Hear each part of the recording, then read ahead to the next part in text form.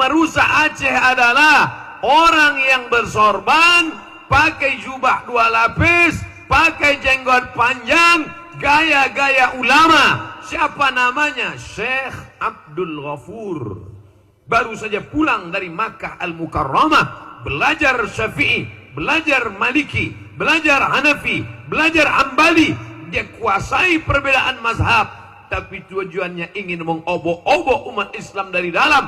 Dia pun pulang dengan karisma ulama. Bajunya ulama, isinya snok, hor, gronye, setan, laknatullah alaih. Dulu kerajaan Aceh yang besar, 4 kerajaan Melayu di bawah, Aceh di atas. Turun ke bawah, kerajaan Melayu Langkat.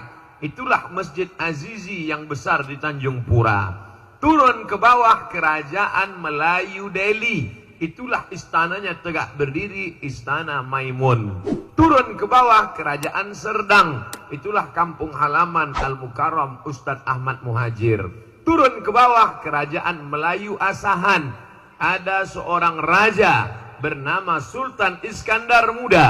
Sultan Iskandar Muda mau mengunjungi kerajaan besar di Malaya bernama Kerajaan Kesultanan Malaka. Sebelum sampai ke Malaka, dia singgah di sebuah tanjung. Di tanjung itu ada balai-balai, maka disebut negeri itu sebagai kota Tanjung Balai, sekarang Kabupaten Asahan. Menikah dengan seorang gadis bernama Putri Selendang Ungu.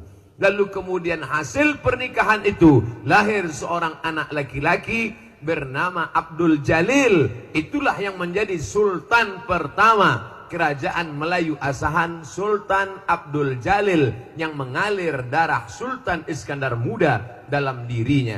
Maka 4 kerajaan ini yang sekarang disatukan dalam Provinsi Sumatera Utara berbatasan langsung dengan Kerajaan Siak Sri Indrapura Riau. Ketika itu 4 ini tidak berani diusik oleh Belanda. Kenapa? Karena ada serigala singa besar menjaga dia, persis seperti saya saat ini. Saya saat ini berceramah, maka semua mahasiswa Civitas Akademika diam mendengarkan. Padahal yang ceramah ini hanya LCMA, lagi cemas menghadapi anak-anak unsia. Kenapa mahasiswa ini bisa tenang mendengarkan? Sebetulnya yang dipandang bukan yang ini, tapi ada singa-singa besar di belakang. Yang gagah, yang perkasa, yang profesor, yang guru besar. Mereka yang ada di belakang. Disangka orang ini yang didengarkan. Bukan. Inilah bahasa Melayu istilahnya menumpang tuah. Jangan sampai kita tidak sadar diri, tahu diuntung. Merasa kita yang bertuah.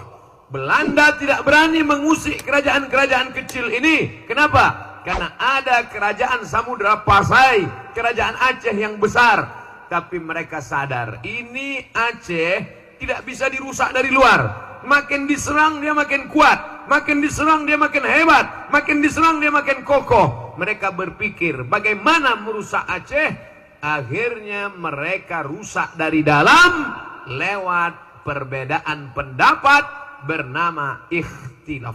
Perpecahan muncul dari dalam. Siapa yang merusaknya? Yang merusaknya bukan orang dengan rambut gondrong, dengan gaya Belanda, Tuan Menir. Bukan. Siapa yang merusaknya? Yang merusaknya adalah orang yang bersorban, pakai jenggot panjang, pakai jubah. Yang kebetulan sifatnya sama, jangan tersinggung dulu. Ini cerita masih panjang. Yang merusak Aceh adalah orang yang bersorban, pakai jubah 2 lapis, pakai jenggot panjang, gaya-gaya ulama. Siapa namanya? Syekh Abdul Ghafur. Baru saja pulang dari Makkah Al-Mukarramah, belajar Syafi'i, belajar Maliki, belajar Hanafi, belajar Ambali. Dia kuasai perbedaan mazhab, tapi tujuannya ingin mengobok-obok umat Islam dari dalam. Dia pun pulang dengan karisma ulama. Bajunya ulama, isinya snok, hor, gronye, setan, laknatullah alaih. Akhirnya dia obok-obok, belajar dari masa lalu. Kita pernah punya kejayaan yang hebat luar biasa. Dunia ini isinya itu-itu saja. Sejarah berulang, musim berganti, tapi dunia tak pernah berubah. Dulu namanya Snuk Horgronye, munafik kafir, dia robah namanya menjadi Abdul Ghafur. Pura-pura dia masuk Islam, tinggal 6 bulan di Makkah. Didekatinya ulama Nusantara yang kebetulan hebat waktu itu, menjadi ahli hadis, ahli tafsir di Makkah. Laki-laki itu bernama Syekh Muhammad Nawawi Al-Bantani. Al-Bantani sudah jadi provinsi Banten. Satu lagi ulama besar menjadi imam Masjidil Haram, Syekh Ahmad Khatib Al-Minkabawi. Al-Minkabawi suku besar Minangkabau. Bukan sekedar rumah makan sederhana, tapi juga bumi Minangkabau yang melahirkan ulama. Maka hari ini kita sedang seperti yang tertulis di baliho belakang, melalui silaturahim kita tingkatkan ukhuwah kebangsaan. Orang Banten pernah besar, orang Minangkabau pernah besar. Aceh jangan tanya lagi tentang kebesarannya. Yang menulis kebesarannya siapa? Saya dengan mata kepala saya sendiri melihat di perpustakaan tempat saya kuliah, Darul Hadis di Rabat, Maroko. Lalu saya buka buku itu, ditulis oleh seorang laki-laki explorer dunia, keliling dunia dia. Sebelum dia pergi ke Aceh, dia umroh dulu di Makkah. Tawaf, sa'i, tahallul. Dia langkahkan kaki dari Masjidil Haram. Bismillah, tawakkaltu 'ala Allah, la haula wala quwata illa billah. Dia lanjutkan perjalanan. Dia pun bercerita dalam buku itu, aku sampai ke sebuah negeri bernama Sumatra. Dia tulis di situ, Sumatra. Di pucuknya aku turun, aku lihat rajanya menghormati ulama. Ulama-ulama diberikan naik kuda dan gajah. Kuda dan gajah waktu itu mungkin sekarang Alphard lah. Bukan maksudnya ulama mau dikasih mobil dinas, enggak, sikit pun tidak ada. Jangan tersinggung. Kadang penguasa ini kalau kita ngomong ini dia tersinggung. Ya kalau mau dikasih ya nggak apa-apa.